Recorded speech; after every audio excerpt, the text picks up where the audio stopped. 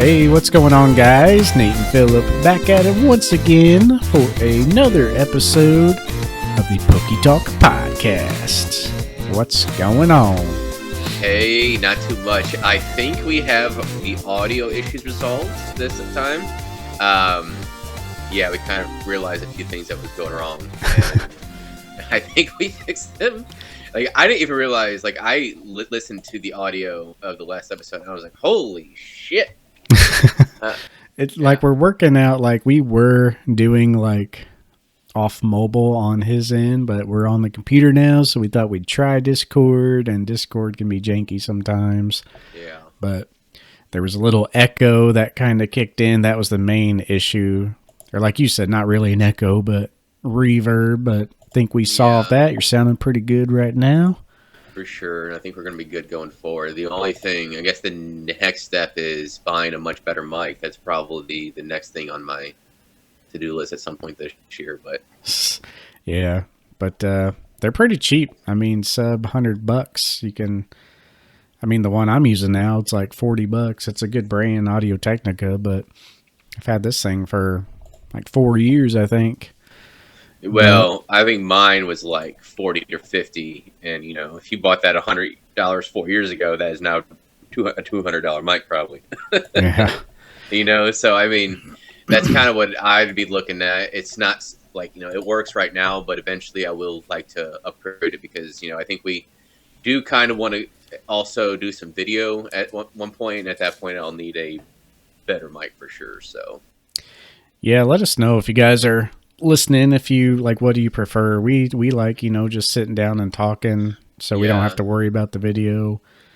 I mean, doing the video, we'd have to have like a more structured, like record this day every week and stuff like that. Yeah, and the biggest thing with that is the only reason why we're even considering it is because it does seem like it's kind of a shock to me, I guess, because I enjoy reading. But a lot of folks like to have the video and they'll just straight up watch it like they're watching a sports game or something, or they'll like straight up watch like a 3-hour podcast, maybe have in the background playing games. Like, I just can't do that. I don't know how folks can do that. But, you know, I also read like on my off days, like about 3 to 4 hours a day. And I'm sure some people don't like probably say the same thing to me. So, yeah, but you know, it's just something, because I read that much, I just don't watch YouTube videos very often anymore. Like I'll watch like a 5-10 minute clip of some YouTubers I like just to hear something like SM Pratt, you know, even now PokeRadar and a few others. Like I'll get like clips of them to kind of see what they're doing, but I can't do like an hour and a half anymore. 2 hours of watching a video. It is like a habit of mine. Like I realize, like even though I'm only listening, like when I'm chilling, like right now, like if I'm playing games or doing whatever, I'll listen to it only, but I'll listen to it on YouTube. So even though they have a video version of the podcast, I'll have the video version on, but I'll even have like the screen minimized, like just listening. It's just a habit of like being on YouTube, consuming my content.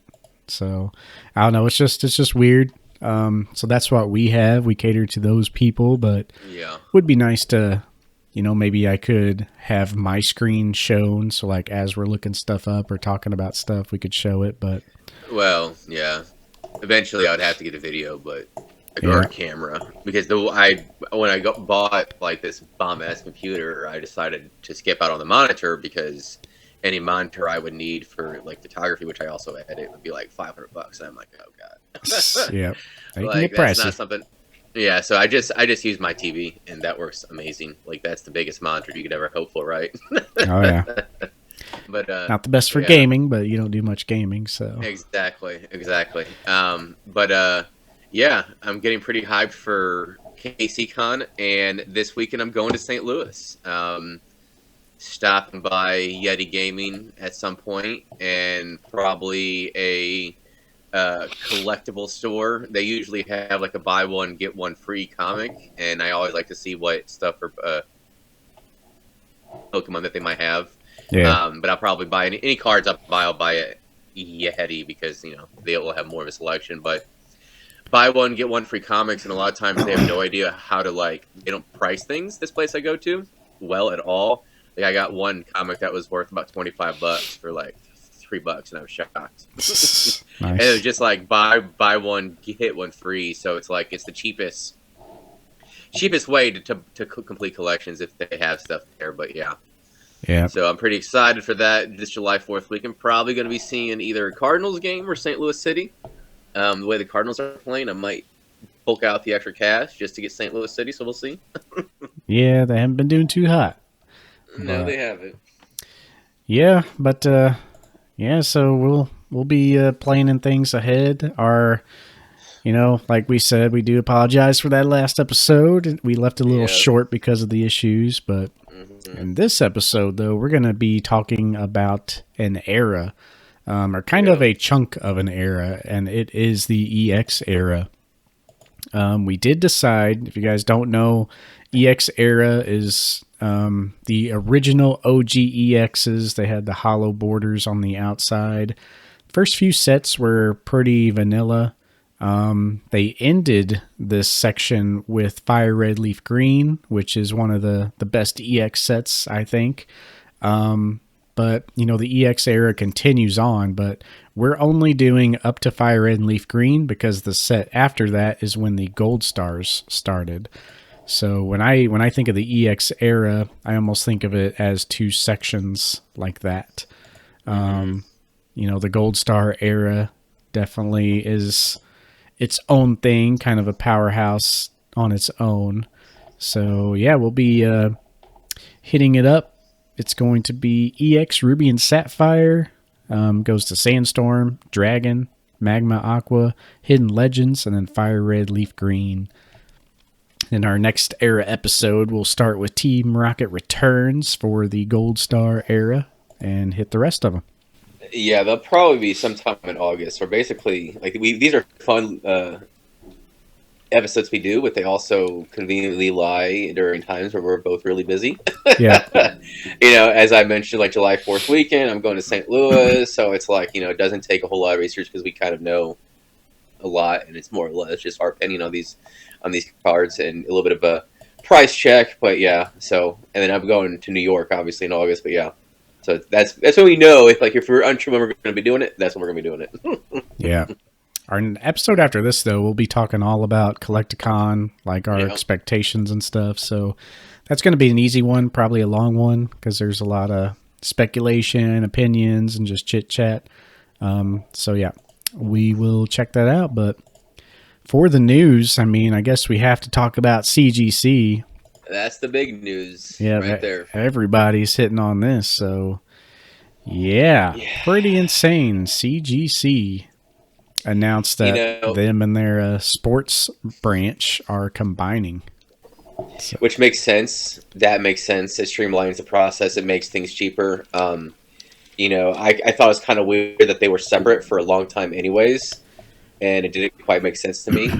So the streamlining it makes sense, and however, what I don't like is the label. I actually think the previous label was better, even though it was bland. We still get a bland label. Definitely is trying to make it look like PSA, more or less.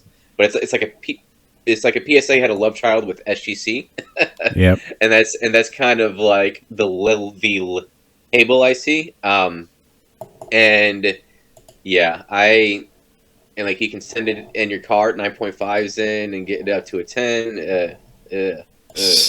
So yeah, let's break it all down here. So first off, they announced something like a couple weeks beforehand, like a big announcement is coming, and they did this like countdown thing. Mm-hmm.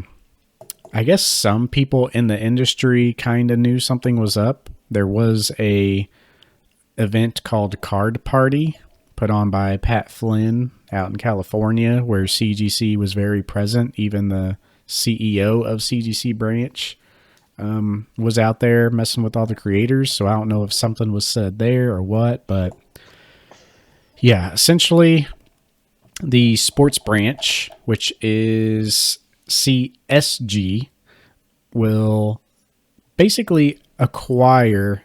It's kind of weird. So they said combined, but it's essentially the sports branch consuming CGC, the non-sports branch. So that it's kind of weird in that sense, but it's also weird, like you said, how they've been separate. So all that makes sense. They're going to streamline the process. If you got sports cards or items and stuff like that, there's just one submission form, and you select what you want in that one form or what type of item. So on the website, it is kind of confusing because there's like trading card grading, all these different links you can select. So it was kind of confusing. So that totally makes sense. But yeah, the biggest change here is the grading scale has not gotten a complete overhaul, but the Gem Mint 10 is a totally different thing. Anybody unfamiliar with CGC, they gave out 0.5 grades, obviously, but a 9.5 on CGC's old scale is considered Gem Mint. And a lot of times if you grade that card with PSA, you would get a PSA 10. So to qualify for that, I think you had to have 3 9.5 subgrades, with the fourth being a 9. A lot of my cards are, like 10, 10, 9, 9.5 or something like that. But so yeah, it's definitely a Gem Mint card, but on the new scale, that is automatically a 10. So that is like the biggest change right there. Yeah. On the new scale, they still have the 0.5 grades. They still have the 9.5, but they're considering a 9 mint and a 9.5 mint plus. So the 9.5s are no longer Gem Mint. They are Mint plus. And then they, of course, have the Gem Mint 10. And if you were to hit a pristine 10, kind of like almost like their black label equivalent, it's going to be a black label still, but the white part of the label turns gold, and the pristine 10 is gold with a black background. Kind of looks nice in my opinion, but it's weird how they position stuff. Yeah. I will say that looks sleek, but very few cards are going to hit that, right? Yeah. That basically is their black label, their perfect 10 that it was. Apparently, there's texture to it too. Like, oh, really? Yeah. That's interesting. I mean, it looks pretty good. I will say this looks better than the PSA label. I will say that. But here's the thing: how many cards are going to hit this? Maybe 1%, if less than that. Yeah. So it's like it's great, but it's they're trying to that aspect's a smart move on them. So it still has that distinction where there is a clear tier distinction, like in terms of quality of the cards, which is something that PSA lacks and has a bulk of 10s because of this. Now, you can go to a lot of reasons, like, oh, people want 10s, blah, blah, blah. But the fact that PSA doesn't have a distinction is something that both Nathan and I have both said is something that they could do to improve. Now, this is a variety that CGC gives to its consumers, something which it's the main competitor, PSA, doesn't have yet. Yeah. So that is something, but the biggest thing they're kind of like, to me, is getting your grades from a 9.5 to a 10. That's kind of, I don't know, it's just like you're paying to get that 10, essentially, is how I see it. I mean, it's true, they should have been 10s, right? We all agree that. Yeah. But it's just now, but that's what made CGC different. Now, that aspect is basically just like PSA. And the only distinction they have now is this label with the pristine 10. Yeah. I like the changes. First off, like, I kind of like the changes now that I've seen the label a couple times. I honestly kind of like the label too. But this is all me saying because I'm not that heavily involved in CGC. And also, when I do buy a CGC card, I kind of got lucky because the only CGC cards I've ever bought and currently have are 9.5s. Yeah. So I think I just fall on this weird, like, that's nice. But yeah, if I had some 9s, or if I had 9s, I would probably feel like, well, I'm just done with CGC. If I had 10s already, like, I feel like they're devaluing the current 10s because they just opened up the floodgates of so many more 10s. So I don't know. I'd be mad if I was point 0.5 grade on either side, but because all I have is 9.5s, I'm like, it's whatever. Well, I still think you could probably, with their perfect tens, I'm sure you could get that rehold. And I haven't read that full aspect on that aspect, but I would think you would still become the pristine 10 label. I would think. So you will be a pristine 10, but you lose the perfect 10 because that is Yeah, another thing. Perfect 10 is no more. So yeah, they had the perfect 10 that was their black label. So they took that and actually made a black label, so it does look nice. mhm. The perfect 10 label sucked. I mean, it was just a yellow number. Yeah. Why they picked Which is what yellow, I don't know we why. both complained about that. It was too basic. Yeah. So that is a nice change. However, they did say the perfect 10 is a quote unquote relic of the past. And this is where CGC is just kind of idiotic to me and really pisses people off because they did this whole long, like hour long Instagram live where they went over the news and like cleared up things. It just came off bad. They essentially said, the perfect 10 is a relic of the past, and if you have one of these, I mean, it's going to be extremely valuable, and it could be kind of Yeah. like the top of the hobby. So they knowingly basically just made the old perfect 10s, which you can't get anymore, like the grails of CGC. Like that's straight from the CEO mouth. So you're telling people like these cards that look like shit and you don't grade like that anymore are supposed to be the grails of the hobby now. And I don't know. It's I will say, like that they did command the perfect tens did command quite the price. yeah. And there was a couple of them. I think it was an Astra Ninja Perfect 10 I was watching that was like 400 to 500. It was something like that. And I haven't looked at it recently, but that was a card I strongly considered getting. Now I'm kind of curious now what it would be worth. I haven't checked in a while, but that's all of a sudden becomes it's truly like a perfect card.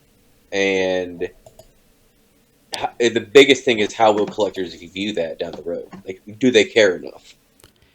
Yeah, and there's someone I know on Instagram with like one of the I think it was one of the trophy cards. Can't even remember which one.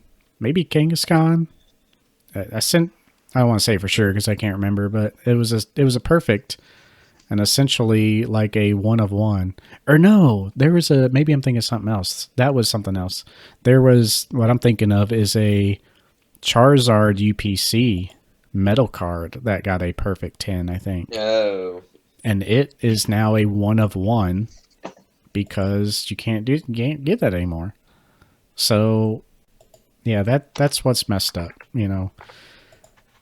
I don't know. I don't know what I think about that. And obviously, yeah, if you stop grading perfect tens, people are gonna scoop them up and those will be like kind of a relic of the past. But don't like say that. Don't like, oh yeah, like we did that. So go get them. Like you're trying to go in this other direction, but also give props to your old grading scale. Like I don't know, they just elaborated too much on that, and I'm sure it rubbed people wrong. But definitely a bit of a marketing tool, that's for sure. yeah, yeah, it's stupid. A lot of people are upset in general though, and just have stopped going with CGC. But the biggest thing for me, and why I like the biggest factor for me with CGC is the subgrades. They're doing away with the subgrades entirely, and there's a whole thing about that. How people are mad too. Because in this decision to eliminate subgrades, they use data like basically less than 5% of all submissions are using subgrades, but they also increase the price of the subgrades to basically an unrealistic amount unless you are submitting a top of the line card. Like I forget what it was, but basically they've increased it so much where it doesn't It make was like ten sense. bucks, wasn't it? I think it's more than I think. that now. Can't say for sure because I don't really grade with them. I just buy already graded cards, but it essentially priced out everybody who's trying to like what CGC did good is like they were the entry level market. Like you could take a $40 card and grade it with CGC and turn a little profit for their prices. So that's what they're good at. And then they basically priced the subgrades where nobody turning those like sub $50 cards that they specialize in, you know, nobody's going to get the subgrades because you ruin all your profits right there. So then they use that data. It's like, well, no one uses subgrades anymore. It's like, yeah, because you want it to be phased out. You can say you offer it. You could offer subgrades for $1,000 and say, yeah, we offer subgrades. Our competitors don't. But is anyone actually going to buy that? So that's what rubbed most people that I've seen wrong out of this whole announcement is the subgrade issue. But I love subgrades. Like I have subgrades on all of my 9.5s. It just adds like character to the card. Like you know exactly what's wrong, and then you can study that part of the card and see its flaws and kind of see its story, you know. So it is sad. I'm going to do a video soon showing off my 9.5s and kind of do a send off because I am still either selling them or sending them off and getting the 10 and selling them. But yeah, there were some potential plays from this whole debacle. People were buying those UPC Metal Charizards in 9.5s to get the automatic 10 regrade because they did say any 9.5 is automatically a 10. They're lowering the reholder fee for, I think it's going to be $5 if you want to upgrade to the new label. So at initial thought, like I want to tell everyone like, yeah, it's $5 to get a 10, do it. But I don't know. People, the 9.5 prices are already going up a little bit in anticipation of that. So it's, I don't know, it's kind of hard to say what to do. I'll probably send mine in just to look at the new label, but Yeah, the only thing I really have is I have those RCS metal cards, one of which would have turned into a 10. I just don't know how much money that's even worth though, because they were going for like $40 or something like that at 9.5 CDC. So, I mean, it might be worth $100 in a 10. You know, it's just we'll see. yeah. But So yeah, there's other than definitely that, some plays like yeah, I remember those metal Charizards. They, you know, they're super hard to get in a 10, especially PSA. So people scoop those up really quick. So that's a good thing. Maybe overall the 10s of those will come down because there's going to be a lot more of them, and I really want to pick up that card still, just to kind of hold long term. But yeah, I'm gonna be sad to see the subgrades go. I'm gonna, like I said, I'll do a video as a send off for my cards and probably get them upgraded, look at the new label, and then regardless, those are in the chopping block as far as my collection goes to sell. But last comment on it though. What are your pros and cons for the old label and your pros and cons for the new label? Like, I've kind of said a few, but the biggest thing was the blue added a different aesthetic. Now the current label is more or less similar to multiple labels in the sports/TCG grading world, and it doesn't exactly let them have this distinction other than they have a pristine 10 or aka a black label over PSA, but the price won't be there. Their 10s are basically their new 9.5s, more or less. So it's just one of those things where I think they're trying to create hype, more or less, with this label. And I'm not sure how well it's going to work because they're clearly, especially in Pokemon, and not just the number 2, but significantly, like you have PSA, then you have like 100 yards of something else, then you have CGC. yeah, That's kind of where it's at. So it's not really, excuse me. It's one of those things where I don't know if it's going to work out for them as well. They're trying to basically be more like everybody else, besides having the distinction with the black label. And all PSA has to do is, okay, well, we're going to give ourselves a black label or some sort of our distinction, which is what we've been saying now for a few years, and what we believe might happen because of the competition. But PSA doesn't even have to change because how far the competition is from them. That's kind of what I see it. Like, I understand them streamlining the process; it makes sense, but I don't know if it's going to really change too much with where they are, at least within the TTG world. It might help the sports world a little bit, but Yeah. I think PSA should include like a special label, but they shouldn't change the label very much. Like it should be very small change, like maybe a little asterisk or something, like a little star on the where it says Gym Mint 10 star, and then just keep the number 10, like make it very subtle where it's like a distinguishing factor. Because yeah, basically by doing nothing, like they're winning right now. I do like the new label. Looking at these 9.5s I have, like the biggest problem for me with the old label was the fact that it was blue. And they actually mentioned this in that live that they did. Like they went with neutral, black and white, just so it appeals like as more of a, natural blank look. Choosing a color like blue, it clashes with some cards. I do love their slab though. I like the clear slab. I like the feel of the slab. It actually feels like better than PSA slab, I think. But yeah, it is an aesthetic thing for me. If the card doesn't have any blue in it, it kind of looks weird.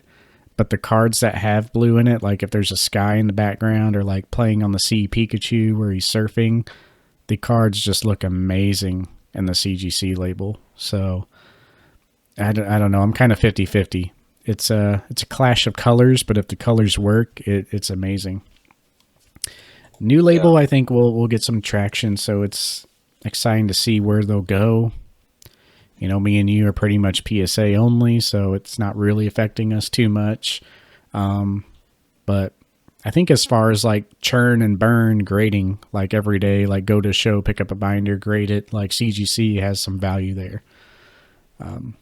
But yeah, we'll talk about that and maybe grading potential and pickup potential in the next episode because we'll be on the lookout for that stuff on the old Collecticon. But yeah. So yeah, sorry to kind of go on about that. That's just the biggest news the hobby has seen since like PSA shut down. I feel like, Yeah.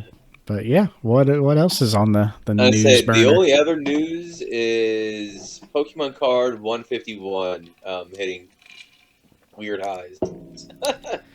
But that's just hype, I still don't understand why this set is hyped as it is. But any set card that has a Charizard in it, it's just naturally going to go high, and it just doesn't make sense to me. Like with sales tax, people are basically about 160, Yeah, 170. Well, some are starting to come down, but a lot are solid 170. and Without like we covered the set, and we both said it's a great set. It'd be fun to open, but it's just kind of lackluster. But yeah, I think just people are excited for it. That just the fact that the last couple sets have been kind of meh. yeah, Have really gave people that itch to want to open like some nostalgic stuff, and I think that's what's going into this because yeah, pretty much everywhere has sold out. Even people selling through Instagram and stuff, I see orders just have been scooped up like crazy. This one dude who's a big seller had to cancel a bunch of orders, and he's given those people priority on the next wave. So yeah, it's insane. So I mean, this is like what Eevee Heroes was yeah, basically out the gate, more or less.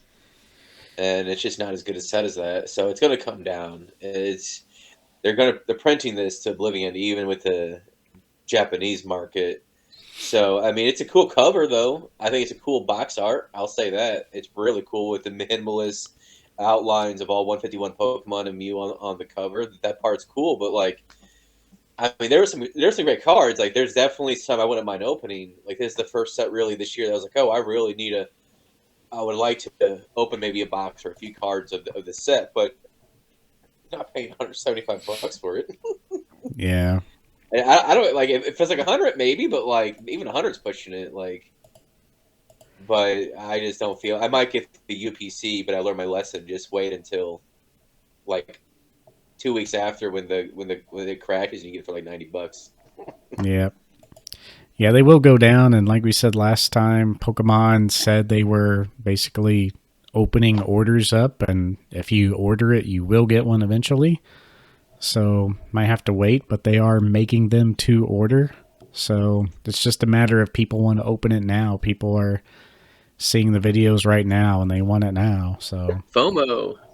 yeah. So it's working. They got a system in place to distribute it, but it doesn't matter. Like it's just a hype set. One other thing I want to talk about in news real quick though is Pokemon Center prices. Like I saw an ad.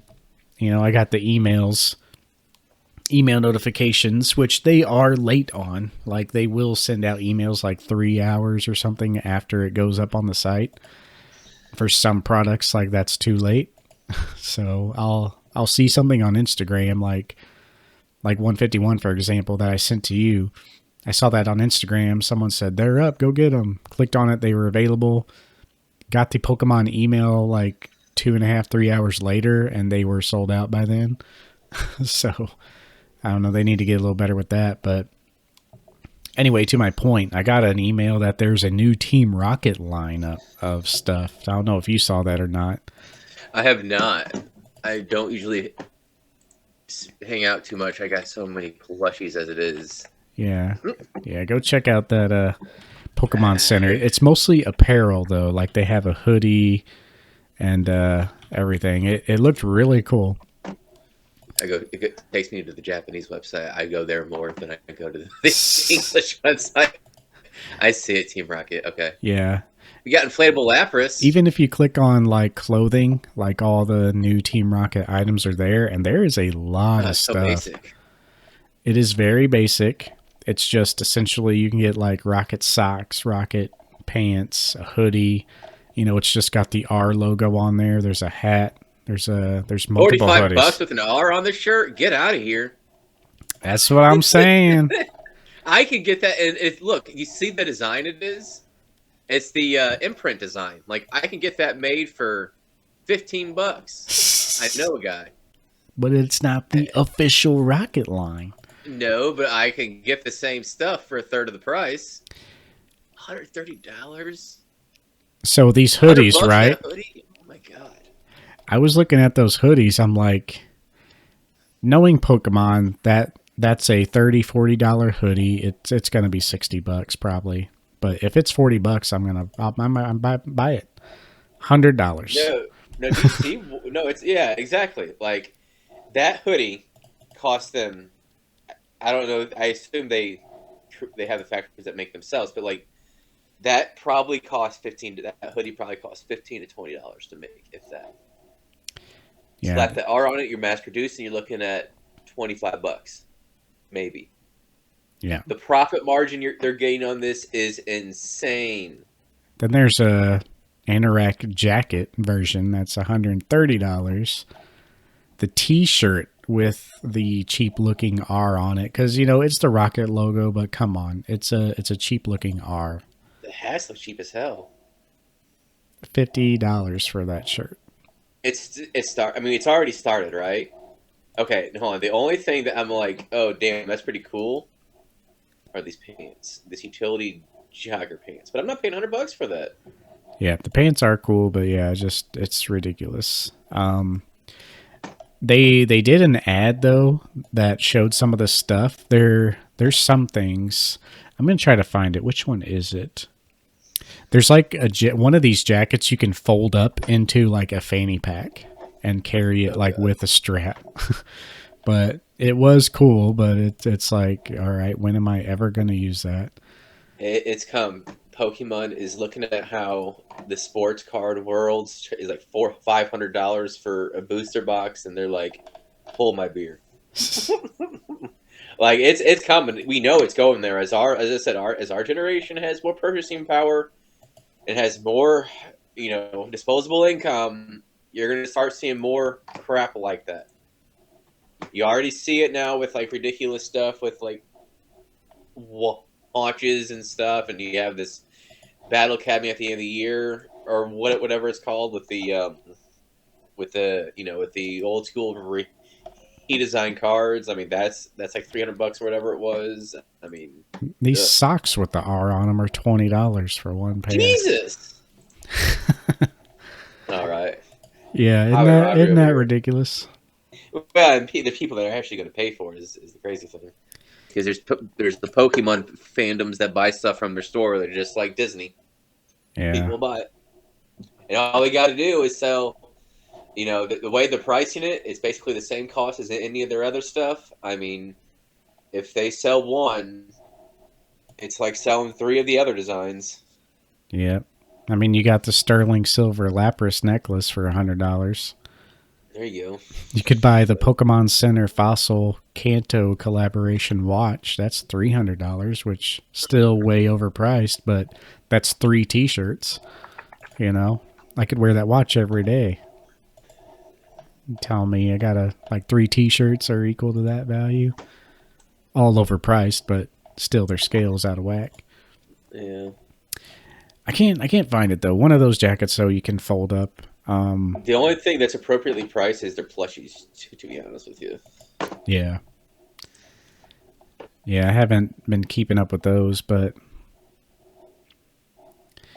I don't know. It's just getting ridiculous. This was like, which everything was pretty pricey on Pokemon Center, and they are good products. Like that shirt's gonna be a good shirt and last a while. But come on, it's a You say base. that, It's a yet it basic rips in the R. dryer. Yeah, I don't know. It's just gotten out of my price range to care. I do like that they are putting a lot of emphasis on the online store and all that. Really, really cool to see the just volume and types of products they're making, like this Yeah. entire rocket line. But yeah, you can buy literally everything Pokemon in your life if you want now, but it's gonna cost you. Yeah. But Yeah, let's call it there for the news, though. yeah. There, yeah, there isn't much else. Not sure if No, there will be much else. Like, really. we've already kind of gone on a little bit longer, I think. Yeah, we are watching. Well, I'm watching a PSA 10 Festa Pikachu and a PSA 10 Mega Charizard Special Box Poncho Pikachu. They will be ending tonight on eBay. They are both PSA 10. The Pikachu Poncho is almost at 5K with like 10 hours left. The Festa Pikachu is almost at 12K with 10 hours left. So Japanese hype is still roaring. We'll see if this one ends a little lower than the last one at like 16K for that Festa. But if it's right there close, I mean, things are holding pretty well. Yeah. Even at 10K, sure. like people have told me, sell into the hype. It's like, even if this card settles at 10K, that's ridiculous. Like, I don't want to risk like it not coming down when if it does come down, I could sell it at 10K and still be more than happy. But just holding for now, seeing what happens. Yeah, I think that with the taxes, that might trigger, especially if you go for 20,000. It's just not worth it. It's too much headache, and that's a card that I for sure want long term. So if I don't sell it and it goes down to 6K, that's money made for me still. So it's like I just sit and watch, kind of like the 2020 hype in the old Charizard. Like, I'm not really collecting for those reasons. Maybe Lorcana if I capitalize on their hype, because ultimately, like, I know I'll want to just use that money for more Pokemon, like I've said many times. But yeah, who knows? We'll give you an update. But Yeah, for the era episode, though, we are, like we said, talking about the EX era up until Fire Red and Leaf Green. Because after that, that's when the Gold Stars come in play, and they kind of deserve their own little era, in my opinion. They are some true grails of the hobby, no doubt, and some more factors kind of come into play with those. Like it was a really dead time in Pokemon, but Hmm. starting the EX era, not so much. Well, I also just wanted to say before we begin that these sets take place between July 1st, 2003 and August 30th, 2004, if y'all want to go down memory lane to kind of have an idea of when these sets dropped. Where were you? 12, 13 for me. Yeah, What is that? I was going into middle school, I guess. Yeah, I was 6 going into 7th grade. for me, I So, was for sure into Yu-Gi-Oh at this point. yeah, same here. The last cards I remember picking up on the shelf, like I remember Legendary Collection, and that's about it. Like, of course, the Neos, but like when Neo went away and Legendary Collection came out, Legendary Collection wasn't very popular back then. It's like these are just the same cards. Like they just have this weird hollow pattern. Like who cares? They're the same cards. And I think that was kind of why most people kind of started looking elsewhere. They were excited for the new set, but the new set was just a reprint set and kind of killed the vibe for the kids because they're like, I already have this one. See, I was gonna say this set. I was out of the hobby for sure by then, and one of the first parts, or one of the first things of Pokemon I bought was somebody's collection. It included a lot of cards from this era. Now they obviously changed it a little bit different, but we'll talk about that like as they go to like Platinum and Black and White. But this whole stretch of like their uncommon cards and like their rare cards, I have to admit, I don't like the design of the card. Like they For basically just the imitate, sets as a whole. yeah, the it doesn't have that sickly vibe that you kind of see in like the platinum sets. You kind of know what I mean, right? Mm-hmm. Like yeah, it doesn't quite have that, but they try to imitate Watsy, and like he keeps that vibe still. And they had just a slight change. It's like, don't make sure the teacher knows you didn't copy my work. It's that sort of vibe with the rare number. Now, there's obviously some good art, but like I'm just looking at this set like closely when it comes to the commons, rares, whatever, and kind of generic in a lot of ways. Some stick out, but it's really only the hollows that stick out here because they kind of have a similar design of like the previous generation. Still, like if you look at this Sceptile, it's like that Yeah. hollow you would have seen in Watsy, and it does have a cool little vibe still. Like that part's pretty good. It kind of follows from the Watsy. You can tell it's still not too far removed, and those are cool. I mean, better than most of the hollows today, right? At least I think so. Mm-hmm. But just kind of bland. Yeah, and that was my main point. So I like to look at like why this era saw such a decline in Pokemon. Like, yeah, obviously Yu-Gi-Oh came around. A lot of kids were growing up, and those who were into Yu-Gi-Oh thought like, "Oh, you're still into Pokemon? Grow up." Yeah, people were made fun of back then. It's 100% a fact. So that was probably the main factor, just outgrowing Pokemon, and being a nerd back then wasn't really cool Cool, or yeah. You were acceptable. made fun of. Hmm. Yeah, it wasn't until I was in Even high Yu-Gi-Oh. school. Yeah, it wasn't until I was in high school where like, yeah, I'm a nerd. Who cares? I'm like everyone's a nerd. You know. I guess it depends on well, we kind of grew up similar areas. It wasn't. I mean, I remember people were made fun of if they watched anime to an extent, but the kids that were made fun of were the ones that had like the Kanoa leaf headbands, and they would like run like Naruto with their hands back in class with their book bag, and like those kids are kind of made fun of, unfortunately, for just being them. They're a little bit goofy, but Yeah, like I was I definitely made fun of or poked fun at. yeah, I I just was didn't poked care. fun at, but yeah, I mean, same here. I was poked fun at. Then By the time I get to high school, I wasn't playing games. I was in yearbook, and that was a lot of my life. Um, I didn't Yeah. really I wasn't playing games anymore. I wasn't doing any sort of TCG, and it was like that for a few years for me. Yeah. I was in band too through high school. So it's like, Oh, okay, then that's different. yeah, That's like what's different. those are the, like my friends weren't all, like my, in general, I was always super nerdy. But like I had a lot of friends who weren't, but they knew I was. And like I didn't care. And like the group I hung out with high school was the type where like we'd go play ultimate frisbee after school. So yeah, we were like sporty, but then after playing ultimate frisbee, we chill on the playground and load up our Pokemon Diamond and battle each other. So it's like I just didn't really care. That's who I associated with anyway. But it was almost like a revolution in my high school where we were like playing Gears of War one night late at night.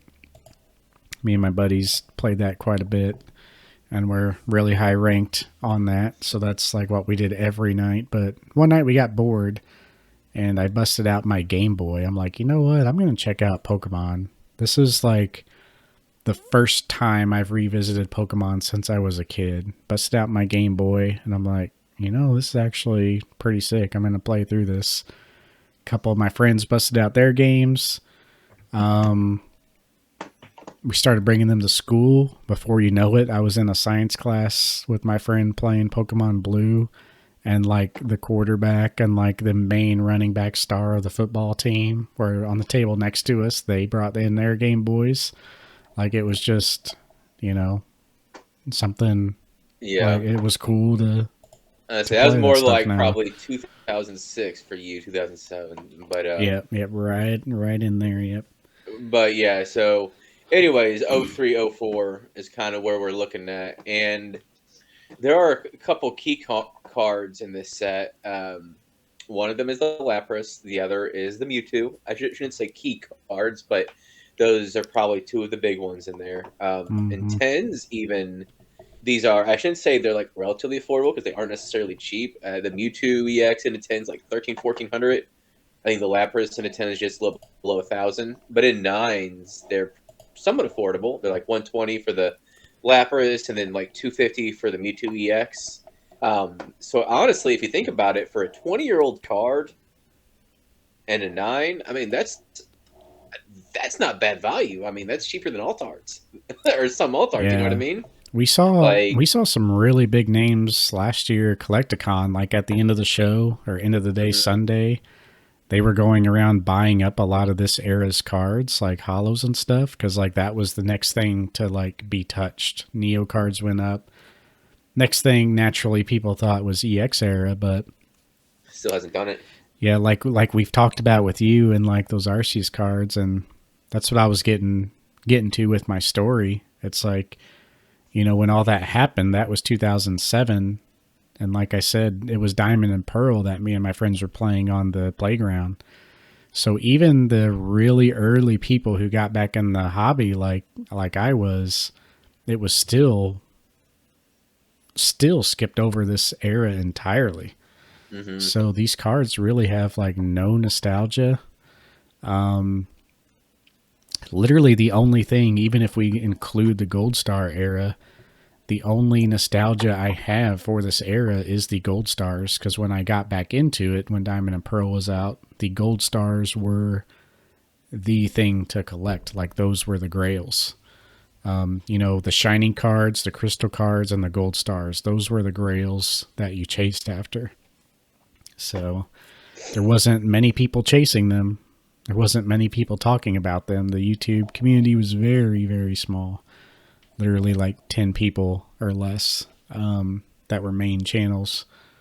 But yeah, this has just become lost, and those nines probably won't see any crazy growth. I think they are a safe bet for slow, steady growth. Like if you like collecting all the sets and like next thing on your list is EX era, it's never a bad time to buy those, I think. They're, Yeah. like you said, I mean, hype wise, I don't think hype prices will ever get there, but naturally, I think No. they'll just slowly be healthy growth. I think if it's between this and certain modern cards you're choosing to collect, maybe you were one of the people that did grow up in this area. Maybe you just like the style of the EX cards with the contrast, the harsh contrast, and like the contours. You know, it wouldn't be a bad idea, Yeah. honestly. Yeah. In general, never a bad time to pick these up. Kind of like gold stars. Like, never a bad time to collect those because, I mean, any given time, it's the bottom of the market for those. Very good cards to collect. Definitely won't be going drastically up or down either way. They're pretty safe bet. So, Mm-hmm.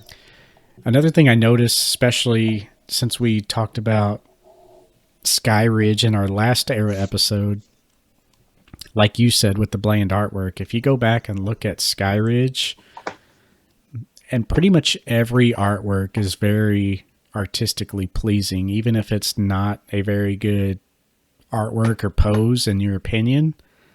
You could tell like the detail and the character and those Pokemon are just on a whole nother level. That's why it's still Mm-hmm. talked about today.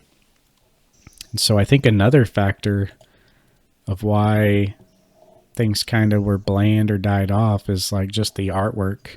You could tell there's definitely a shift here. Just looking at the EX Ruby and Sapphire set, you know, CGI or digital art is very apparent here, and it's not really like new original stuff. Like you can tell in the camera up, they took like a stock Pokédex image and just like put that front and center on the card. Mm-hmm. Um, It's like that for it's like that with the Hummel too. yeah, there's many There's a lot cards, like that. Yeah, there's a lot like that.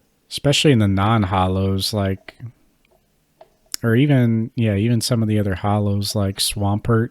Well, Swampert non-hollow, that's like the base Pokédex image, and you could tell it is like they added the image in, and then they put like a blue glow around the line just to not make it look as weird, and then they just put like a generic realistic background that's like faded effect.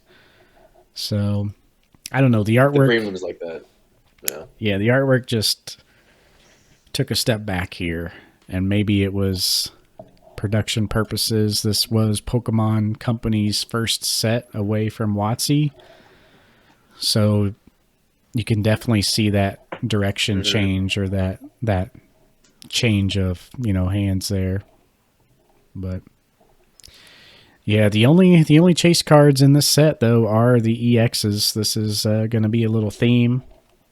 They Mm-hmm. had, what is it, 8 EX 7. cards, I Oh think. yeah, yeah, 8 with the Chansey. Yep, I see it. Yeah. So yeah, So bland, you almost miss it. yeah, literally just a hollow card. Honestly. Um, yeah, the wow factor of these cards is the fact that it has a silver border, which is also hollow. So they are really cool to see in person, especially high grade. But they are hard to grade because that hollow border gets a lot of scratches and stuff. So, Which EX do you think is the best out of all these? um, again, you can there's a little more character in these artworks, but they are, you Yeah. could tell they're CGI Mm-hmm. still. Yep. I don't like the looks of any of them really, except for Scyther, in my opinion. See, I think the best one's probably the Lapras. I'm probably biased when I say that, but after that, it's You are. probably I the knew that was gonna be Electabuzz. your choice. Yeah, and then after that, it's probably the Electabuzz because he has like an electrical coils or whatever you want to call them, behind him, like, and that's kind of cool. But then his face looks all CGI and 64 like. Yeah, that's what I was So, trying to think about. Like it's very N64 style. So mm-hmm. yeah, just a lot of digital art. So they definitely kind of took away some character, especially of the e-reader sets.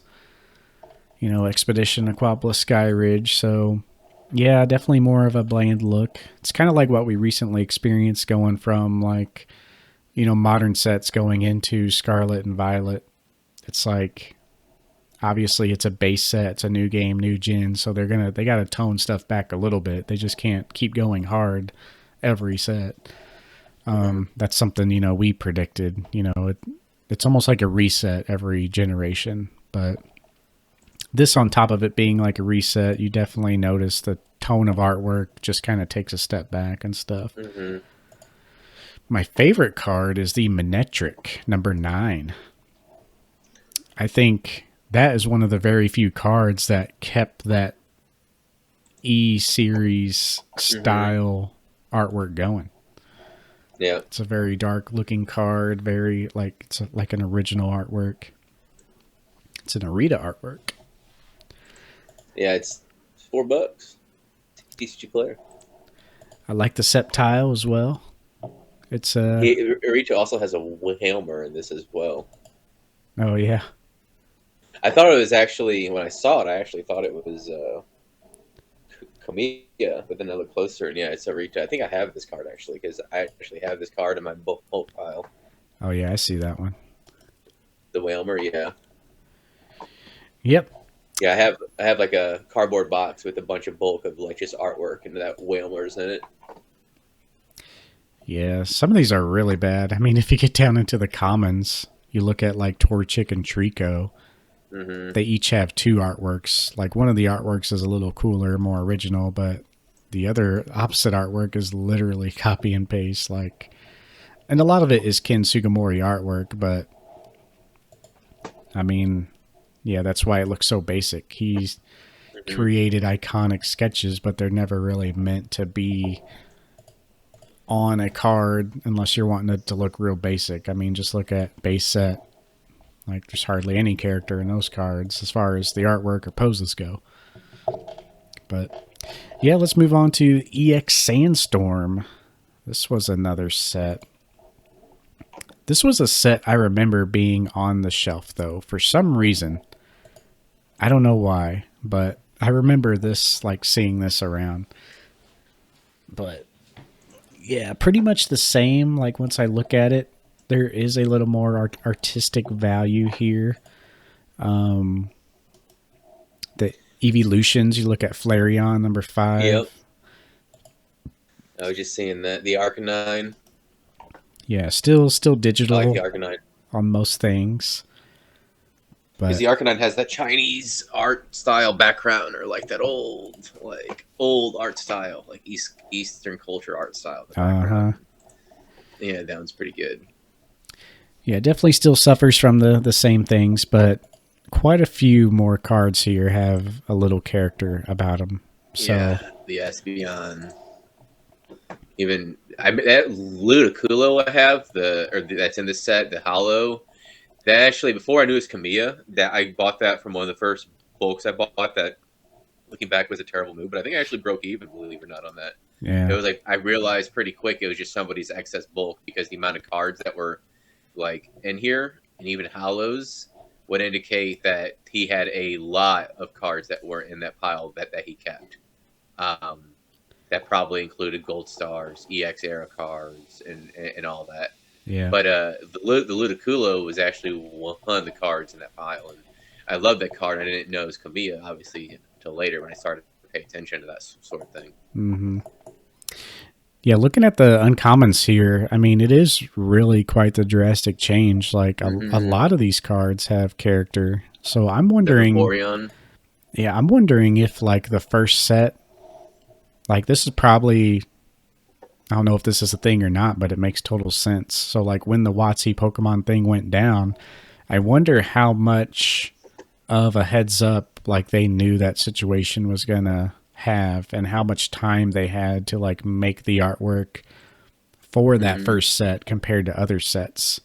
Because maybe it was, like, I'm sure they had to figure out a lot of stuff. It was a time crunch. It was a huge change. Actually, so, yeah, I'm wondering if they just used a lot of that recycled artwork because of that situation. It definitely makes sense. Pirates came out May 12th, 2003. And then it was 2.5 months later. So, but yeah, it's still not a lot of time. So,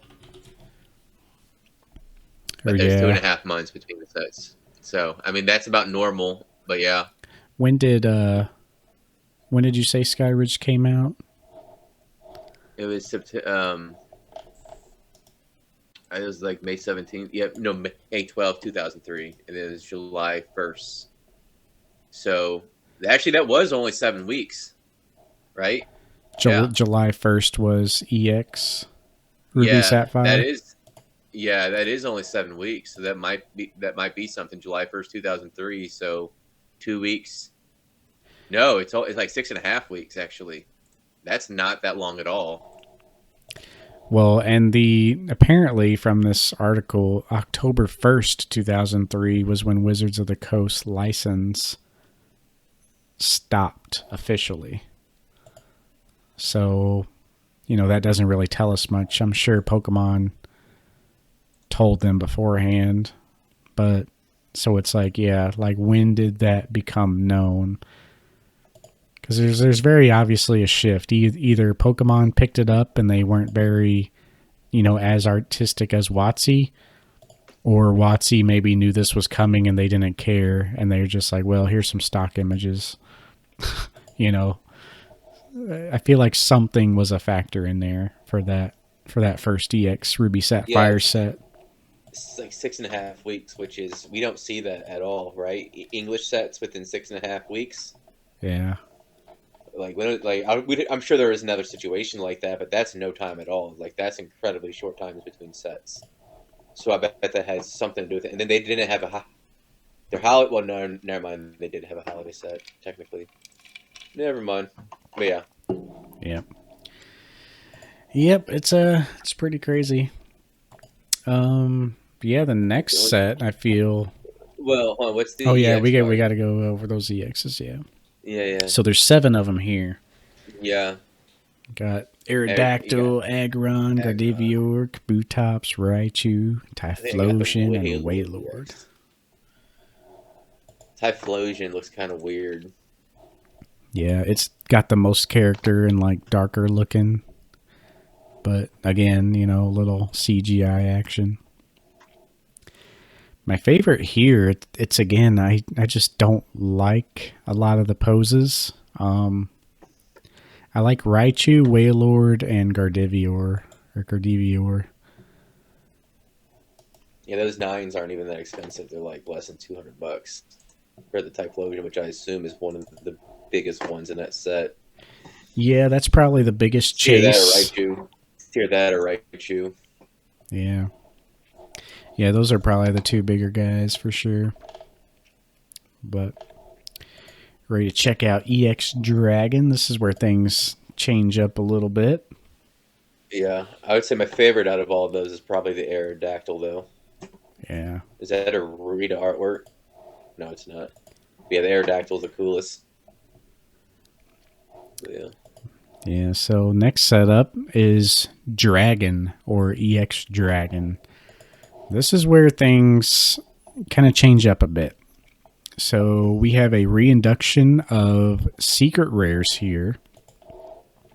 We have the same kind of vibe of the artwork, so it continues from Sandstorm. A lot of it's CGI, but definitely a lot more character going on. Mm-hmm. You could pretty much interchange the 2 sets and not really tell a difference. So the artwork is very consistent between these 2 sets and pretty much the rest of this era until Fire Red and Leaf Green. So not sure what happened with that first set, but EX Sandstorm and Dragon and the ones after, they were in the same vibe. So that was kind of the direction they wanted to go to. But yeah, some really cool artwork here. You got Seadra chilling underwater, like with a really cool like little water effect. You got a nice non-hollow Gyarados kind of raging. So even if the artwork's cartoony, you get like a lot of action in the personality. Mm-hmm. Get like Fortress in the forest. That's like a nice little dark looking card. A lot of the hollows look really good. Golem got some love. He's like pumping up his Rayquaza. arms. Yeah. There was the Magnemite, or was it no the there's another one. Yeah, no the Magneton. I like that one. I'm always looking for the Kamiya cards though. Mm, yeah, there's some good The ones here for Dratini, sure. the Dratini for sure. Who did that? Oh yeah, Kasube. That one's unique. If you look at the EXs here, though, what do we got? 6, 7, 8, 9 EXs, and we got some more heavy hitters here. Yeah, the Rayquaza is several hundred, just in a nine. It's hard to make Rayquaza look good for me somehow. I don't know why. It's just like me with my symmetrical and him being like a snake essentially. This artwork doesn't do it for me. He looks kind of cartoony, and which that's just how he is. But there's a Dragonite here, and this is my favorite of Mm. the set, and also one of the chasers for sure. But Yeah, but let's see. I think the Rayquaza is the most expensive of the set. yeah, I would think so. As far as the EXs go, Yeah. but they did reintroduce the secret rares here, though. We got a Hmm. Charmander, Charmeleon, and a Charizard as a secret rare. This is one So of the cards that the Charmander is one of the cards I was going to get from Yeti, but they sold it. That Charmander is actually really great looking when you see the halo. yeah, they're Like, all, and these are technically reprints too. Like they're reimaginings of the base set artworks. They're the same environment. They're just different, slightly different poses, but they are in the same locations and generally the same pose. Like the Charizard still in the same pose, just at a different angle, and it is a reimagined artwork. It is Arita again, mhm. so it's probably his doing. But yeah, just kind of took the base set artwork and kind of twisted it a little bit. So really cool to see there. I mean, what's crazy is if you look at a lot of the prices of these, like the ones that has a lot of the dragons, obviously, and even in tens, I mean, they aren't cheap, right? But like 1,500 for the 10 and like the Rayquaza, you're looking a little bit less when it comes to the Latios and Latias, and a 10 and they're pretty much no more than a couple hundred, and a 9. I mean, that's really not crazy expensive, honestly. I mean, people buying a Pokemon Card 151 for 180 bucks, almost no difference. Uh huh. If you don't bat an eye at buying that, but you bat an eye, ooh, PSA 9, $225. That's expensive. But you don't bet an eye, it's kind of funny. Like you can get some great stuff still for relatively affordable. Yeah. One thing I will say about the Charizard, there is a stamped version of this card. This was given out to it's the Charizard of the set, but it has like a Worlds stamp on it, if I believe right. Um, but just keep in mind there is a version there. It was given out essentially to anyone who participated in the regional Battle Road tournaments in spring of 2004. So it was an in-person release. So this card is like much more rare than the Yeah. set version. So it's a cool little thing. It's got the stamp on it. Well, that card actually is the most expensive. I was looking at just the EXs, but yeah, that Charizard, it being Charizard, is most expensive, and the art's not even that cool. Yeah. It's like Uh, 2010, but I think the Rayquaza is the better art of the two. But Charizard being Charizard has that tax on it. yeah. But Yeah, in the stamped version, it is labeled National Championships, and it's got the mm, Pokemon and the little 2000s logo on it. But yeah, pretty cool little card there. It is cool to see the reimaginings, but yeah, the artwork just isn't super crazy in no, my and opinion either. there's a Kamiya card, the Barbo's just gonna shoot those out when I see them in this set. That Barbosa is actually a nice one. I don't think I have that one, but Yeah. only 23 cents. All right, we got 3 more sets to go. Yeah. We're going to go into Team Magma versus Team Aqua. This is kind of like a Rocket set. You know, these are the bad guys of the Gen 3 games. It was essentially the Team Aqua and Magma themed Pokemon. So these Pokemon in this set are very reminiscent of the bad guys in the games. So it's just kind of a overall themed set there. But yeah, in general, essentially, once again, same artwork style. You do see a lot of CGI with character once again. Just overall more dark themed in general, I think. Even, it has a style for sure. Yeah. You get a lot of like designated team cards. Like you get Team Aqua's Corefish and like Team Magma's, you know, so and so. So there are cards that are like basic cards in the set. There's a Bulbasaur, Cubone, and all that. But a lot of the cards are like team specific. Like Team Aqua Sharpedo, Team Magma's Torkoal, stuff like that. The Houndoom looks pretty good. Like the Team Magma's Houndoom looks pretty good. Yeah. But again, it kind of looks like that PS1 N64 style in a lot of ways. Yeah. I mean, but it has a style. It does. It's like if you like that style, then great. But sometimes it doesn't work. Like with the Torkoal, like they're doing too much at once. They're doing like this lighting. They're doing this backdrop with like I guess a volcano. They're making them look like N64. I mean, it's like so much going on at once. It's almost distracting. Yeah, just looking at like 58 and 59, the Aerons. I mean, why do we need 2 cards like that? You know, essentially the same card. There's like 2 Poochyenas, 2 Houndours. I don't know. Multiple cards of the same artwork and same style. Just, So, left more to be desired here.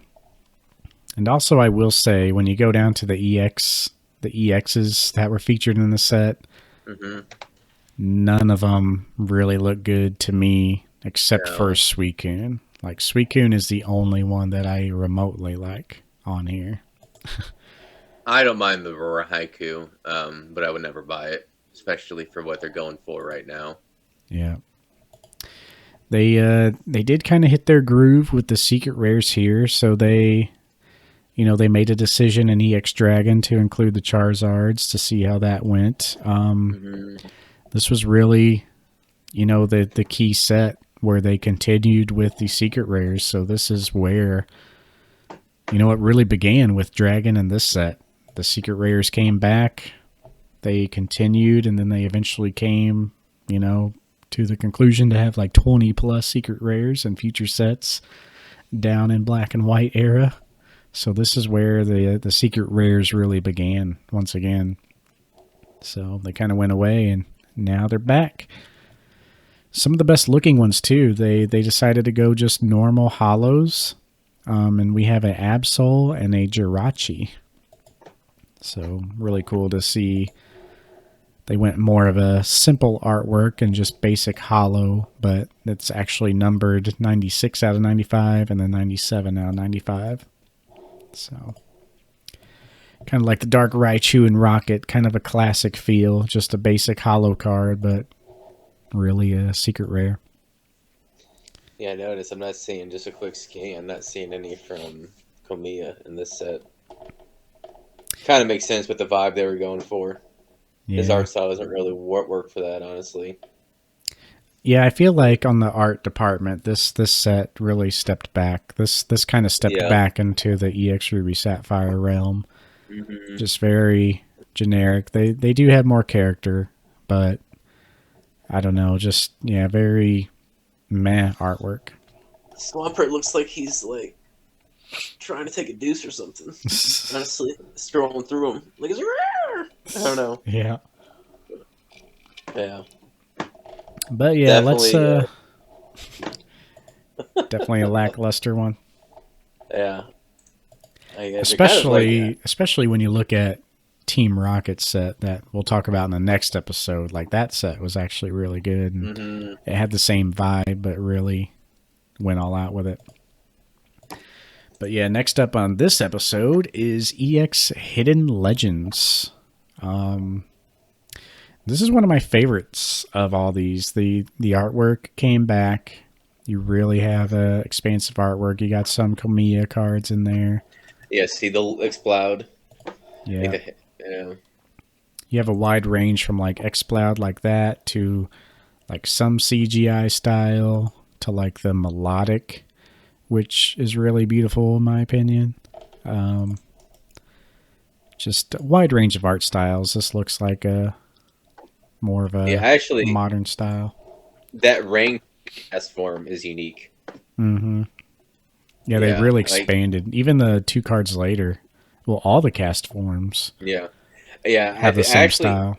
I have the snow one and the rain one. I think I don't have the normal one. I might have the sunny one too.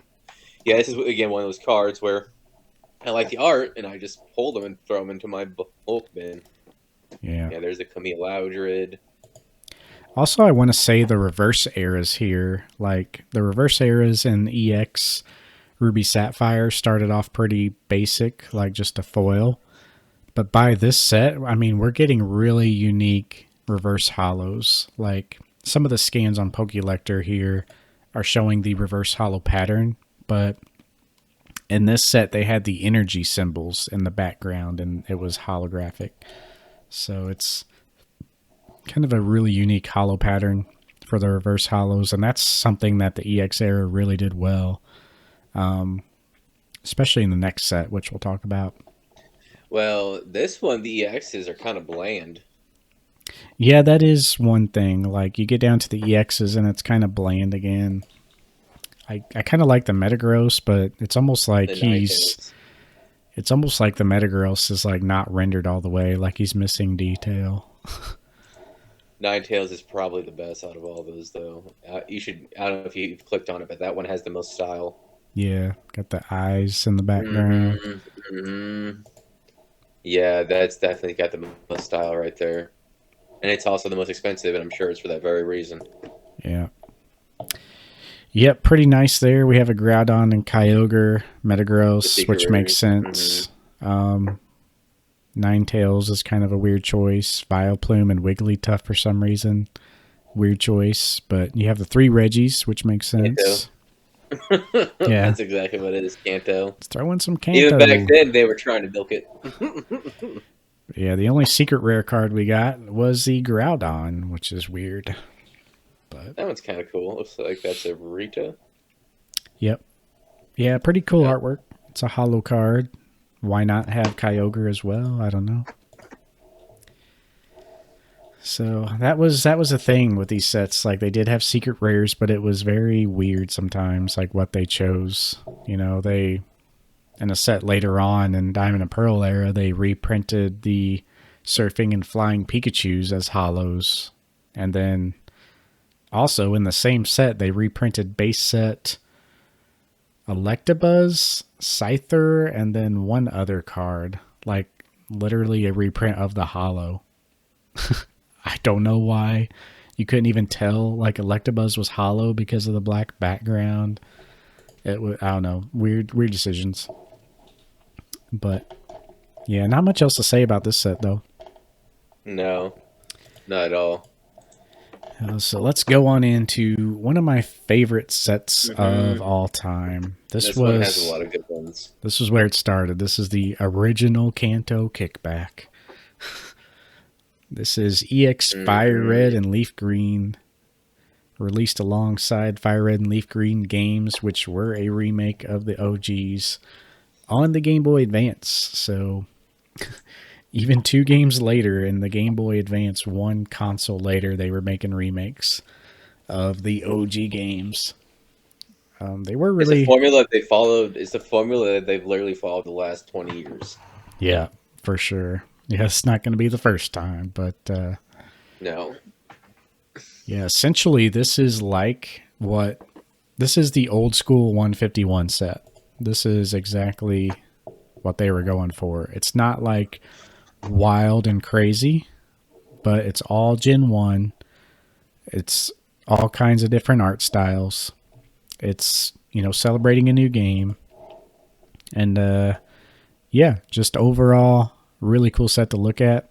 The reason that why I like it so much is because of the reverse hollows. The reverse hollows have a Pokeball emblem in the text box, and it's actually hollow itself too. So they really did a good job with the reverse hollows in the EX era. Like I said, just kind of hit it out of the park with those. They made the reverse hollows cool. They weren't necessarily as cool back in the day, but it's cool to see those today even. But good style artworks here. Going down into the EXs, there is a Blastoise, Charizard, and Venusaur EX.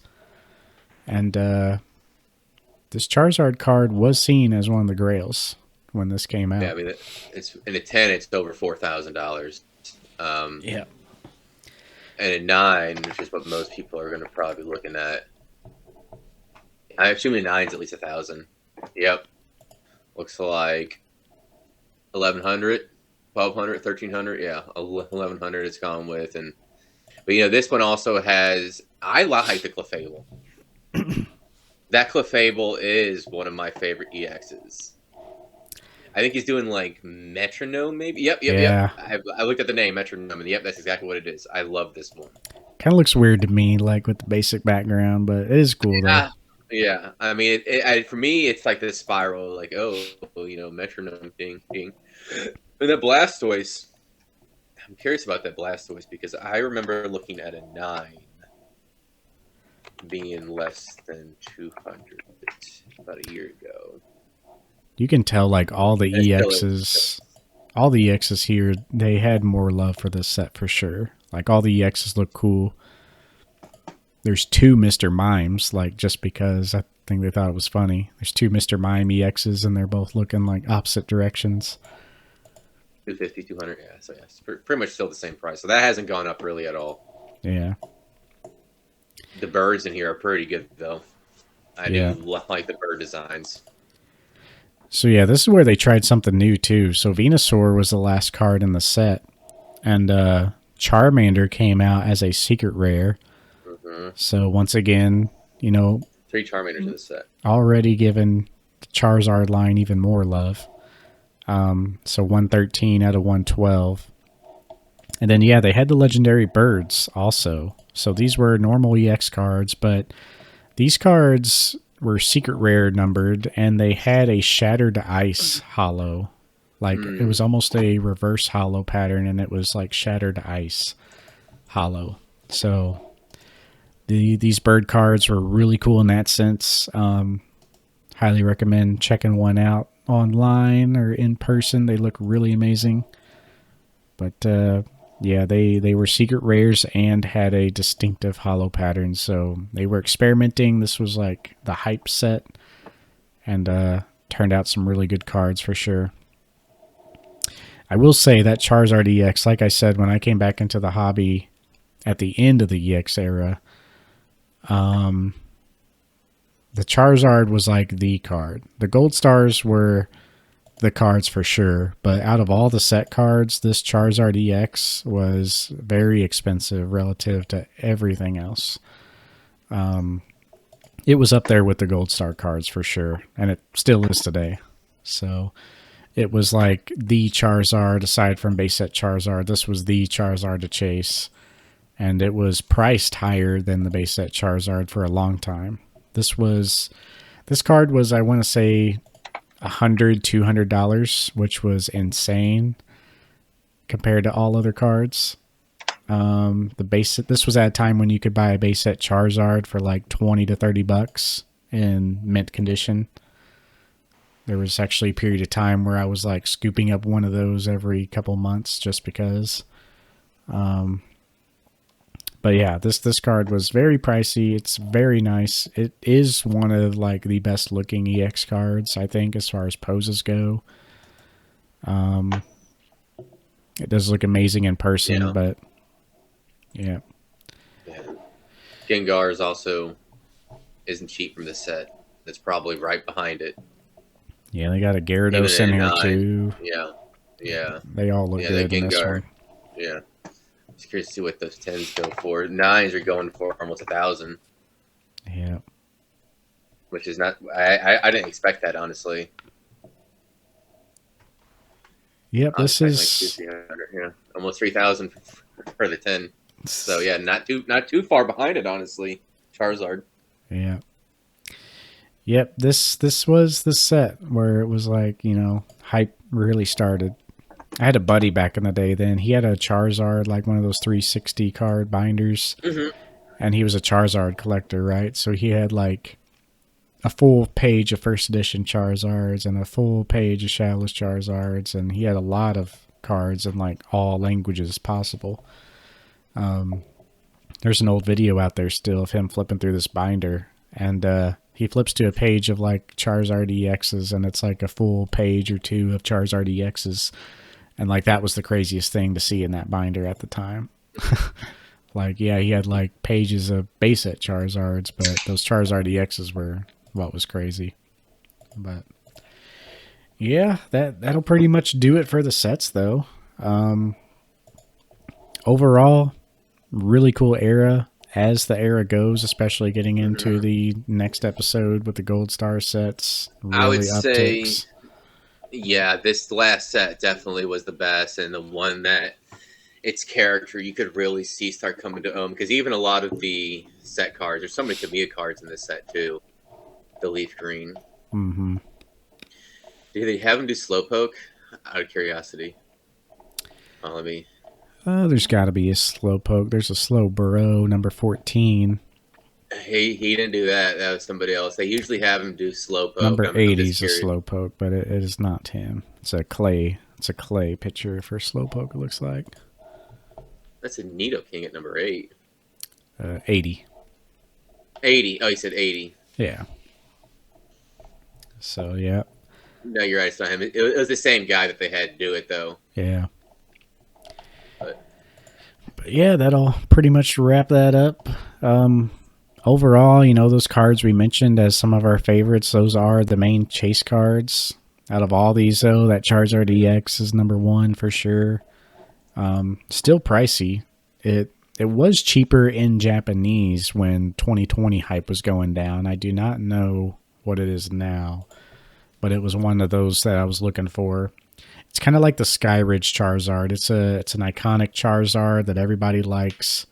It is really great artwork. Of course, Charizard being Charizard.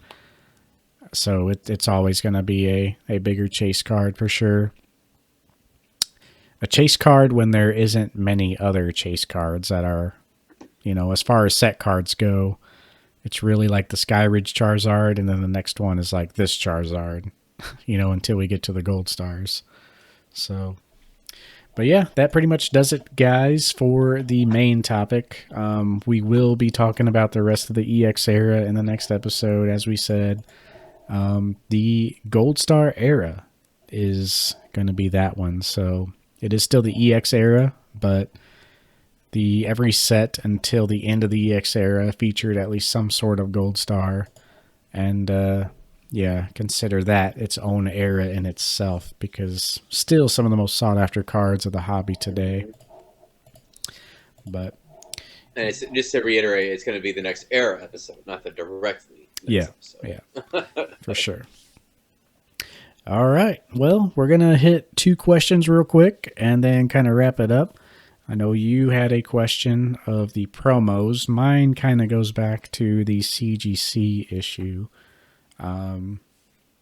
But yeah, we may have already talked about my part and your part even. Well, we can go ahead and, if you just want to go ahead and go first, then. Yeah, so with my CGC question, we have already seen the 9.5s jump up slightly in price because you can pay $5 and get a 10. So in most cases, they fell between the 9.5 price and the PSA 10 price. So I think there's going to be a pullback of the CGC 10. Not really the perfect 10 yet, maybe slightly, but if you have a CGC Gem Mint 10, how far or where do you think those will settle? So the Um, 9.5s jumped up like between 9.5s and PSA 10s. So do you think the CGCs would drop back like CGC 10 and 9.5? Like, do you think they'll both meet in the middle? I think it's more or less. They're still going to be the tens were really close to pretty much even PSA for a while. Um, I would think the tens wouldn't change a crazy amount, like the old school tens. I could even see some collectors preferring those. I think the biggest thing you potentially could see is the perfect tens, Yeah. but I it's really hard to say because CGC people that prefer CGC are the minority, and like by minority I mean like significant minority. The CGC tens still gained a lot of favor, obviously, amongst people because a lot of people saw it as like a perfect card, so they were able to demand like such a premium. So, often, some not often, but like for modern cards, especially, even higher than PSA. Now it's interesting because will those old school perfect tens continue? Will they gain a premium? And that's something that I think is it's very hard to tell because collectors like uniformity, and it's already was a smaller subfaction that collected those the most. Yeah. And I think the people that bought them aren't going to want to grade down because they spent the money on them, right? Like they had Mm-hmm. to pay a premium. Most people aren't going to want to cross grade them. I think what's interesting is, do you buy if there is like a small drop in price, which there could be, like of interest, maybe 20%, let's say. Do you buy those hoping hoping that PSA eventually makes some sort of black label? Because the theory would be if it's a perfect CGC 10, it would be a perfect PSA 10, right? Yeah. But then the PSA would demand even more of a premium than the CGC perfect 10 even before they change. So, I mean, this is all hypothetical, but that would be really interesting too. Yeah. PSA aside, like I think they'll just kind of stick it out for a while. Yeah. They're doing, everything they need to be doing, which is not change much, just expanding what they have. So yeah, they'll for sure sit back and see how the hobby reacts to CGC's change, and kind of go from there. But so far, pretty mixed. I Yeah. think the price has already been factored into the 9.5s. Like I said, they increased a little bit to kind of settle between 9.5s and PSA 10s, maybe slightly lower than that midpoint. I think the 10s will for sure settle between that new price of the 9.5s and the 10s. So I think they'll come back slightly. But I think the floor for that could surprise people. Like, I could see a world where people are overestimating the prices of 9.5s right now, and the normal 10s, like the non-pristine or the non-perfect 10s, would actually fall at the current 9.5 prices. Like people who are buying up normal modern cards now, they're like, oh, I'm going to pay $5 and have this graded 10. I think when they go to sell that card, unless they're really quick, that could be the same price of what they bought that 9.5 for, like post news. So I think the increase that the 9.5s have had already just with this announcement, like really cuts into the potential gains. Like those gains are already factored in pretty much because people are hype about it. So I really don't know if it's probably better to pay the $5 and get the 10 and see what happens because people, like the 10. And in the long run, people aren't going to want these old label 9.5s. Like if you're holding on to these 9.5s, like Gem Mints, like, oh, they're not doing subgrades anymore. Like I'm really big on subgrades. I said all mine have them, but I am not keeping this label because I think people want them in the future. People are going to see this as a thing of the past, like within a year's time. These cards are not going to be worth as much as the new labels, I don't think.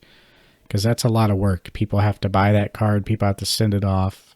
They have to pay more for it to get it reholdered. They got to wait for it to come back. People aren't going to want to do that work. So if you have like a small stack, especially like me, you're better off just selling it now or going ahead and doing it quick. But yeah, for people with a lot of cards in CGC, I just feel bad. Yeah. Because there were people that, especially Yeah. people in Modern, that were strictly CGC. Yeah, for sure. I mean, it just feels bad, man. But Yep. yeah, thankfully it doesn't affect me, but it just sucks for the hobby as a whole. Like I said, my perspective on this would be totally different if I just didn't happen to collect 9.5s, and that's all I have, thankfully. But yeah, I could be totally different, especially if I was a CGC 10 collector. But new label looks cool. It won't take much time for that to be the norm. I hated CGC's current label when it first came out. But after holding a few, after seeing the subgrades, holding the case, seeing this clear case, like I've come to actually like it. I don't really like it on, fire type cards or something where the colors clash. That was one of their main problems, but I like it, and I've kind of grown to like it more and more as time went on. So I'm already liking the new label, I think, more than the current blue one, like initially. So I think it'll grow on people. No doubt the pristine 10 is just leaps and years beyond better, than the old perfect 10 with the yellow text. Like, I don't know why they made that decision back then. But yeah. Another thing that really irks my nerves, though, in that live Instagram, they said they've been working on this or thinking about this for like 6+ months. So I'm sure that really pisses people off too. That Instagram live, if you want more info, go watch that. I mean, it's going to be planning. It's not a decision they're going to just make, impulsively. So that kind of makes sense. I get from a business standpoint, like you can't just, hey, we're changing the grading scale in 6 months.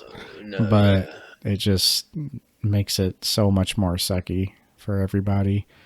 Like they just continue business as usual and all that. But yeah, if you want more info on this, we talked about it a lot, but there's more details in that Instagram live on CGC's page. And yeah, it's kind of an interesting watch because it'll kind of make you mad if you have anything outside the realm of 9.5s. But it's almost one of those situations where they would have been better not saying as much as they did, I think. But, oh well, we'll see how it plays out. What do you got for the question? So for my question, this was the one I was going to have last week. Or not last week, but the last time we recorded. And things have kind of changed a little bit since then. They shouldn't change, but they've kind of leveled out, it seems like. But my question was, is the hype for Japanese exclusives the new floor? Will we see a price pullback? When and how much? Percentage-wise. I can say with pretty good certainty, like we will see a pullback. Mm-hmm. I can also say with pretty good certainty that we will have a new floor that is higher than before. Yeah. The most extreme example of this is 2020 with the WotC hype. There's so much WotC out there, like it can meet demand. The whole problem with 2020 was that not many people graded.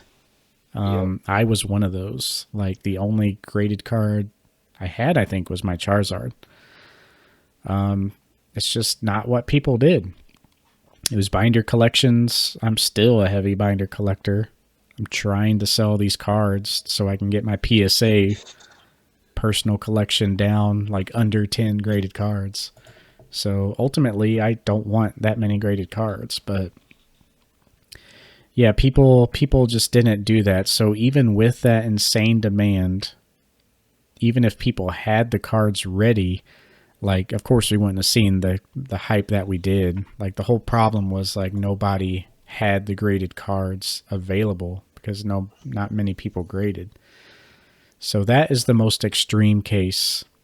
It had every factor going for it. I mean, you couldn't have picked a better time. Like, pandemic happened, people got into hobbies again. They were digging around on the internet again. They found Pokemon. We had stimulus checks with free random money showing up in our account. Nothing, Money. nothing to spend it on. You're just sitting at home anyway. You had this Pokemon craze spike up. All these influencers making videos, making you want to open cards. Top 10 Watsy cards, right? Yeah, everyone wanted base set. Nobody had graded cards to sell because nobody graded cards really up until that point as like mass production or mass grading. So literally everything that could have happened happened in the right way. Evolution's PSA 6. Yeah. It was just like, yeah, everything that could have happened in such a perfect way. Like that would never be replicated. But and yeah, I'm sorry. I was going to say, long story short, though, getting to the point, like here we are 2 years later when all those cards are back. Grading is normal, like average Joe's grading more cards than even the serious collectors were back then. And people realize WotC isn't all that rare. So prices have absolutely tanked. Modern has been going crazy. That's been leaving WotC. Like WotC right now is like the weakest point of the entire Pokemon market. And even then, with all that, with all the hype and all the pullback and just absolute bear market of WotC the last 2 years, it's still not as low as they were before 2020. So no, and kind of just to attach onto that point real fast, I've said this before, but I still think high grade unlimited. Yes, I know they're not like super rare, but high grade PSA 9 unlimited Hallows, especially any of the big three, is some of the ones that spread out there, like Alakazam and a few others like that. Those aren't a bad play. I love those cards especially, and you love that set. High grade unlimited isn't that bad because those are the first ones that are going to see a spike if there's another hype for Pokemon.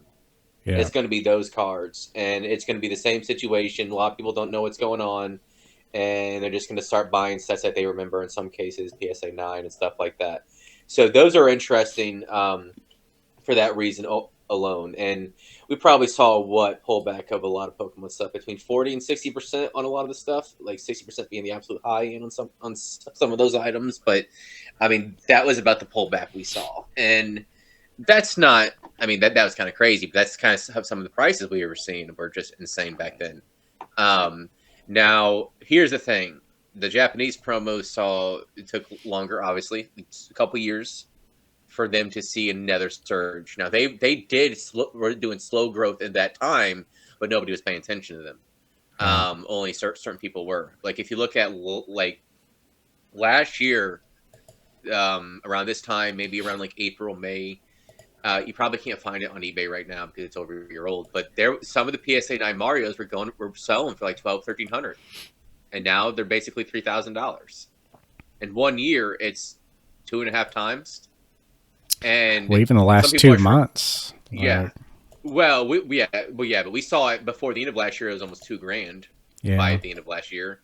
So we were seeing it, and like we saw the groundwork there for that Mario. Like you and I were talking about it towards the end of the year. It's like the ground, like when you bought it, and when I was thinking about buying it, instead I went with Lorcana, I was like, the groundwork is there for it to get pushed up to almost 2,500, 3,000. Because if you're looking at like what they were going for, how many were posted, it's like just a couple of these get bought up, it's going to keep on going up a little bit, and that's more or less what happened. Obviously, there's other factors at play, but and now some people are trying to get like 4,000 to 5,000 the PSA 9, which they're not going to get. The Mario especially seems to have leveled out just a little bit. Now, as far as pullback though, I think maybe 20% pullback, maybe, on some of these. It is kind of interesting to me that the Poncho Pikachus haven't seen that crazy spike. Because in 9, they've been pretty much the same price around, 1 to 1,300, or 1 to 1,400 more or less, depending on which one. Or I should say, let me tell it back. You could have found them for as cheap as 900 about 6 months ago.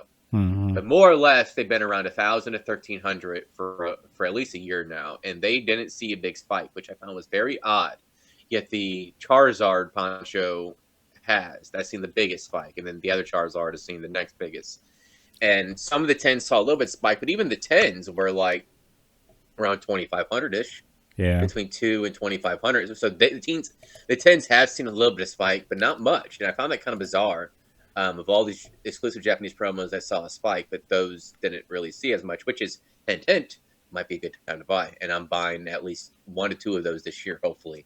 Yeah. Um, and I'm doing it for good reason because they're going to go up within the next year, 100%. Up to I think they should be $2,000 in a 9. That's my opinion on it. I think they should be $4,000 to $5,000 in a 10. You Yeah. know, that's where, and that makes sense. I mean, would you agree? Yeah, I think so. Like I contribute all this hype, I think, to just essentially the modern craze and Mm-hmm. Japanese specifically. So I think a lot of people either didn't know or didn't dabble in Japanese, but then with the more experienced people had, and after the 2020 hype, and they may have seen their modern English cards kind of crash, or they see all these videos of people opening a lot more Japanese product nowadays. Like we were saying this early on, like even when you bought those Shiny Star V, like how much better the Japanese product were. Mm-hmm. So essentially everything we are thinking for the last 2 years, I mean, don't want to kind of pump us up too much, but we're like, we're very heavily into the hobby. We were there before everybody else. And it's kind of, well, it's kind of like deceiving because like I think of something like that, and I don't know, it was like I don't know. It's hard to explain. Like I think of something like that, and I'm like, well, everyone knows about it because I'm thinking about it. Mm-hmm. But everyone in my head is like everyone I'm watching on YouTube. But that is just such a small portion. Like that's just my overall bubble that I'm in. Yeah, be aware So of your social media bubbles. yeah. Always be aware. So yeah, in my head, it's like, well, I'm just making the play. Maybe they'll go up, but Yeah. it's like the majority of the people haven't even thought of that yet. So Mm-hmm. I was kind of proud of myself this year to kind of having my finger on the pulse of I the promo situation. But honestly, I still think if you're worried about like it's too late, I don't think it's too late necessarily. I think we're going to see a slow growth, more or less. I would think the next year or two. But here's the thing: these cards can easily get pushed up another tier. Yeah, I know it's easier for like a card to go from like $5 to $10, but these are the type of cards that could also easily go from, let's say, 1,500 to 3,000 in a 9, or 5,000 to $10,000 in a 10. Just easily. I'm just saying the groundwork is there yeah, based on the amount of numbers and how much pull they have on the hobby. When you include how big the hobby is, especially for modern, and if you include extraneous collectors from sports worlds that want to buy something solid to in the Pokemon world as strictly as an investment aspect and with collectibles. Because I have no doubt some of the folks that have bought some of these cards include some of those individuals. Obviously, it probably includes like actual collectors within the Pokemon hobby, but I think there's a little bit of cross investment aspects mentality with those cards because those are the true grails in the hobby. mm-hmm. Besides, like your Chars, some of your first edition, but like first edition is a big price entry point. But a lot of these other cards, I'm not saying they aren't cheap, obviously, but when looking at trying to spend $10,000-$15,000 on Pokemon, you could have bought a lot up real fast. Mm-hmm. And with somebody that might have an income of over 6 figures or has a bunch of money in the hobby, that's not as crazy. It's easier to buy in, quote unquote, for these items than say a first edition Charizard. And when you're looking at growth, the growth of these cards has much more potential because of the pull it has within the hobby. Because both new and old school like these cards, Yeah, and you can't always get those to agree on those cards. And I think that being able to have like a Venn diagram of like who's most interested in cards and it basically being the entire hobby says a lot about its potential growth and where it could go. And I know you kind of laughed at this, but I said that Festa could be a $50,000 card. I mean, I know it's a hype, but it's already a third of the way there. yeah. in a 10. Like, cause if you look at the amount of 10s it has, it being the Kanto starters, having Pikachu, I mean, the groundwork is there. Like, it is there for it to potentially happen. Obviously, it's going to take some time, but I think a lot of people would consider that one of the top 10 cards ever printed or made. Yeah, I agree with that. Like, out of all the promos, like, this was kind of a perfect storm too, based on like more English modern people getting into more Japanese modern, and then they trickled in the promos because now they own Japanese cards and they're like, oh, this is actually kind of cool. So it opened them up to a world, and then people who also got burnt in 2020 are looking at other avenues, and Yep. No more sealed shit. yeah, people are also just more knowledgeable. It's been 2 years. If they've hung around in the hobby, they've been getting more like smarter with their money and stuff. But overall, yeah, it just comes down to like those cards are just amazing promos and amazing artworks. And yeah, I agree. Like, I think that's my favorite card of all time. I mean, what else can I say? That it just comes down to a beautiful card, has the Kanto trio with Pikachu front and center. It's an amazing release. Like, it's not that rare. It was given out to people as like basically a participation award for like an event. But I mean, you can't ask for better artwork. It's the amazing 2016 full art promo holo, like confetti holo. It's celebrating a momentous time, like the 20th anniversary. Like, what else can you get? And I would also say, if you're unsure about being able to afford these cards, I just want to say again, these ponchos are less than 1,500, and on a lot of these, the Luigi 9 is around 2,000. Now the Mario 9 does get a little bit pricier at around 3,000 to short ever. But here's the thing: think about how much money you might spend on a year on sealed product, and think about how much, like, is it worth it? Yeah. How much, like, 200. If you get two of these Japanese booster boxes, you just spend $300. You're already a fifth of the way there on just one set. Mm-hmm. And if you're thinking about buying the UPC or this battle special set they have that's like 300 or whatever it is, so you're already at 500, 800, 900 bucks. You're halfway there with just those few items. I mean, it takes a little bit of due diligence, but you can still enjoy the hobby in other means, like an occasional, like ETB or something. You can still enjoy the hobby by opening here and there, but also save up for one of these cards. I'm not saying people to make wrong moves with getting these cards. I'm just suggesting, if you are going to make a move, do so now within the next year. In the next 12 months, make that your play. Yeah. Because I'd chill a little bit. The next time. Go ahead. Yeah. Don't do it now. Don't do it now. I would wait at least a couple months, in my opinion. Yeah, see how it plays out. Like, wait for that pullback. But if that pullback happens, like, be ready. Yeah. And if it does pull back, it is going to happen like in the next 6 months. So. And it's only going to be like maybe 20, 25% tops. And it's just because people aren't buying at that point. But the next time we see another growth, if it isn't a slow growth, because this hype only quote unquote, lasted a month, if that. Whereas obviously the 2020 hype lasted for like a whole year plus. Yeah. And because this hype that we saw wasn't, yes, it was quote unquote a hype, but it's also another culmination of factors that are legit growth. Because there's going to be what we saw was like a huge jump. But you're going to see a couple more of those, in my opinion, to get to the price of where they should. I think the PSA 10 Mario should be over 10,000. So the 9 naturally about half of that. Yeah. And the Luigi about 70% of the Mario, I would say. And then you have the other ponchos. I think the 9 should be around 2,000. Again, like, I'm just saying, and that's just right now. Yeah. Like, in the next couple, you'd be. I'm not even saying like that's where it's going to be in 5 to 10 years. Well, I'm not. Within the next couple years, I think we're going to see those jumps. I really do. And then boom. Yeah, and this has happened many times.